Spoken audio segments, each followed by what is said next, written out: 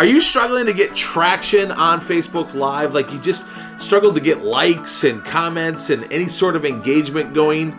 Well, if that's you, I've got you covered. Stick around.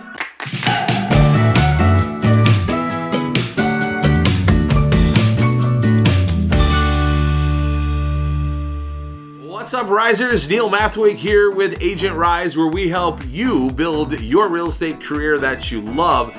Today, we're talking about Facebook Live. Like, come on, right? We love Facebook Live. We see the opportunity in it, but we're not getting engagement. We're struggling to get anybody to comment or like or share or be involved in our live at all.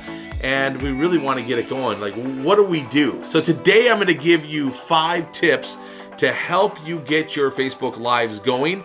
And also, if you stick around all the way to the end, I'm going to share some content ideas so that you can like actually know what maybe you should do on Facebook Live. So let's get started. Here is tip number 1. Tip number 1 is to write a compelling title. So many of us are doing Facebook Lives where we're not even telling people what's in our Facebook Lives. Or let's say we're doing a Facebook Live for an open house. We're just saying, come join us at the open house at 123 Main Street today from 1 to 3. That is not a compelling title. That does not make me want to go see it. And don't get me wrong, I've done this before too on my Facebook Lives, but you have to understand that this is not going to draw somebody in. So instead of doing that, what if we were to do, are you looking for an awesome kitchen in your new home? You need to check this one out, right? So it asks a question and they say, yeah, that's me. And then it's like, oh, I gotta watch this live because I need to see this kitchen. So it like draws you in to go see what you're actually talking about. So that would be a very compelling title to draw somebody in. Or the other thing, if you're doing a show format where maybe it's you and somebody else and you're doing a show, or it's you and you've got some different topics that you want to cover, make sure you list out those topics in the title, in the description, so that people know what the live is about. And if you're not doing that and you're just going live, they're going to invest their time in watching that video. They want to know what they're watching. So if you have no title or a very vague title, it doesn't help them know if they should make that investment or not. And then they just keep scrolling. Tip number 2 is ask a question that people can answer. If you want to get engagement, this seems really, really simple, but if you want to get engagement, you've got to ask a question. You've got to give them something for them to comment on, something for them to give their opinion on. And if it's not asking a question, then you need to stand for something so that they can give their opinion back. So an example of this, recently I talked about the Ring doorbell. We had bought one of these for Black Friday. You know, Black Friday, the parents' Christmas. Well, I bought this Ring, I installed it. I thought it was pretty cool. I thought it was awesome, pretty neat that we could tell who's at the door. But then as the days went on, every person that walked by my door, it would charm and say, you have motion detected at your front door.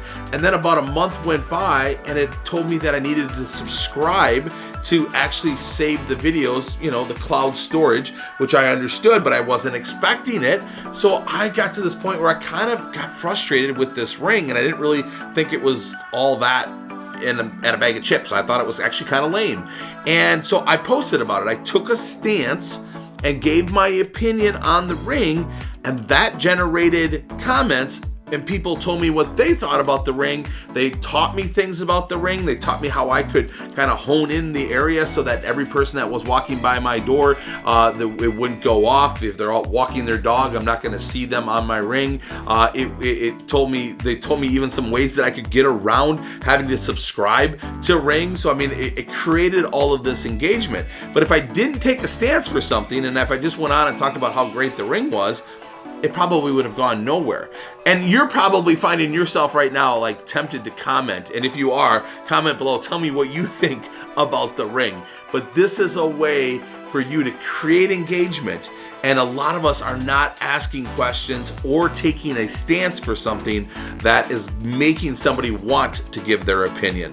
Tip number 3 is how you start your Facebook Lives. You have to remember that replay is where it's at. Very few people are going to join you for the actual live. They're going to be there for the replay. And if you spend the first 30 seconds or a minute saying, okay, I think we're live. Is this thing on? Hold on, let me just check to make sure we're good over here. Yep, is this thing working? I think so. Let me just double check here. And if you spend the first minute or 30 seconds doing that, you're gonna lose people. You've gotta start off right away, talk about what the topic is gonna be, and then get into the content. You should start your Facebook Live off with, hey, it's Neil Mathwig, and today I'm at 123 Main Street. Wait till you see this kitchen. Like, this is an amazing kitchen. If you're looking for a kitchen, wait till you see this. I'm going to give you a tour. Here we are on the outside, and then you just begin with the content. So delaying the start really hurts you, and you really got to get into the content and get them interested to watch more. Tip number 4 is to schedule your lives. So create an event inside your Facebook page and let people know that you're going to be going live. Also, what I do here on Agent Rise is I have a group, so we put it in the Agent Rise Facebook group. Speaking of the Agent Rise Facebook group, if you're not a member of that, by all means, look up Agent Rise in Facebook and join our group. But inside the group, I'll schedule that I'm going to be going live, and I will tell people that I would really love it if you're there. And that way we get people there for our lives. So schedule your Facebook Lives. Tip number 5, if you're going to do a show style, meaning like you're going to do a weekly Facebook Live, I would highly recommend having a co-host with you. And the reason that co-host works so well is because there could be banter between the two of you, and it becomes entertaining to watch you. A couple that are doing this really well, Zach and Allie Fiegel, right here in Madison, Wisconsin, they're doing this great. They're playing well off of each other, and then they have their little baby Phoebe in the middle, and it's really just, it's a lot of fun to watch them, and it's entertaining, and it's increasing their views and then their engagement. Another one that I think is doing this really well is Rory Pitts and Luke Weaver in Puyallup, Washington. There, I said it right, Rory. I'm getting good at this. In Puyallup, Washington, they're doing a weekly show inside of a coffee shop, and they're taking topics that are hot topics, trending topics, and they're talking about those topics on a Facebook Live, and they have banter between the two of them. They're entertaining to watch, and they get a lot of engagement and a lot of views. So those are 5 tips that should help you get better at your Facebook Lives. There's plenty more, but I want to get on to the content. What could my Facebook Live be about if I were to do a weekly Facebook Live? The first idea that I have for you is something that I did for many years called Mathwig Monday Trivia. Obviously, take the word Mathwig out because that's my name. It wouldn't be fitting for you. But I did a trivia question every Monday morning. It's kind of a stretch to call it trivia, but just follow with me here. What we would do is we would say, name something you might see at a Milwaukee Brewer baseball game. Obviously, there's thousands of things that you could see at a Milwaukee Brewer baseball game, so it would create all this engagement where people would be commenting, and what is it? Could be a hot dog, it could be a baseball, it could be a baseball bat, it could be a player, it could be a jersey, it could be a number 1 finger, it could be popcorn, it could be, you name it, right? There's hundreds and hundreds of guesses, and this creates all this engagement. The first one to guess correctly wins a $25 gift certificate to somewhere in town. We would do a pizza place, and so we would say the first one to guess correctly was a $25 gift certificate to Day One Pizza, and if nobody guesses by the end of the day, we'll give a clue tomorrow. And the rule is you get 1 guess per day, so it would get people coming back the next day to enter in another guess, and then they would wait for the clue, and then they would enter in guesses after the clue, and we would keep that going all the way to the point where we got the final answer. And so that reached a lot of people, got great engagement, and that would be something awesome to do every Monday morning on your Facebook page, doing a Facebook Live. Another one is to matchmake right on Facebook Live. Take a buyer and a buyer's criteria and go on and say, does anybody have a house that would match this person? Or maybe you do 3 or 4 buyers and say, these are buyers that are currently looking and we can't find them a house and we want to be proactive. So do a little matchmaking on Facebook Live. Another idea is, who has the best blank? It could be food, it could be service, it could be places, it could be atmosphere, it could be anything. Who has Madison's best, or who has your city's best? And get people to vote, get people to comment. Right now we're doing the I Love Madison food tournament where we're asking people who has Madison's best tacos.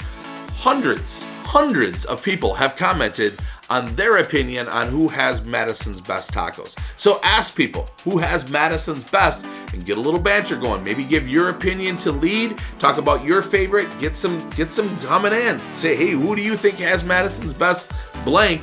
And see where it goes. Next idea is to tell a story. So let's say that you have a seller that just got $18,000 over list price. You could explain the reasons that they got this, what they did to prepare, and how they could take this information and go get the same thing. Another idea is to have top threes. Have the top 3 best places to market your home. The top 3 best things to do to get your house ready in this market. The top 3 things that you can do to make sure your open house is a success. You get it? So just create this content that's going to form this engagement, because remember, Facebook is all about engagement. If you can get engagement, your Facebook Lives are going to perform well. I hope that helps you. Leave a comment. Tell me what you like the most about this and what you're going to go do. Also, if you've got a Facebook page, tell me about it in the comments below. I'd love to come follow you. I'd love to see your Facebook Lives. And if you haven't subscribed, make sure you do that. Hit the bell, because we release a new video and I don't want you to miss one. Thanks again for watching. I hope you have a great day. And like always, remember to be the reason somebody smiles today.